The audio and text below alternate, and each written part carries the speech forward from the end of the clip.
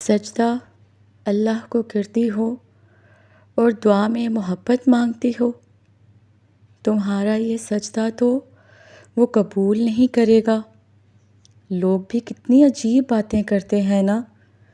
کیا اللہ نے آپ سے پوچھنا ہے کہ بتاؤ اس کا سجدہ قبول کروں یا رد کر دوں؟ سجدہ تو اسی کے لیے ہے اور ہمیشہ اسی کے لیے رہے۔ اور رہی بات دعا کی، تو دعا کا اختیار اس نے مجھے دیا ہے، اور اگر دعا میں محبت کو مانگنا گناہ ہوتا تو وہ دعائیں بھی حد محدود رکھتا، اور یہ کبھی نہ کہتا کہ مجھ سے رجوع کرو، میں نصیب بدل دوں گا تمہارا۔ ان لوگوں کی سوچ اور ججمنٹ سے کہیں وسیع میرے رب کی مصلحتیں ہیں۔ ان لوگوں کی لاجکس تک میرے رب کی محبت کبھی محدود ہو ہی نہیں سکتی۔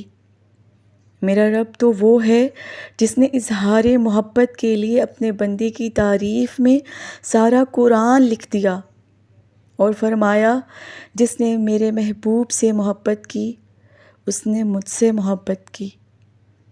ہاں، میری محبت تو ان کی خاک کے برابر بھی نہیں، لیکن میں اتنا ضرور جانتی ہوں کہ وہ محبت جیسے پاکیزہ لفظ کی لاج رکھنا جانتا ہے، اس کی بادشاہت، اس کی چاہت، اس کی محبت دنیا کی باتوں سے بہت پرے ہے۔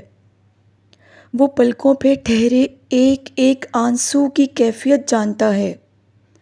وہ سجدے کی توفیق بس تب تک دیتا ہے جب اس نے سجدہ قبول کرنا ہو، اور محبت کے لیے سجدے سے بڑی دلیل کیا ہو سکتی ہے؟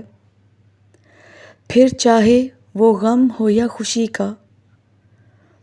تو بتائیے کتنی عجیب باتیں کرتے ہیں یہ لوگ کہ اللہ کو سجدہ کرتی ہو، دعا میں محبت مانگتی ہو۔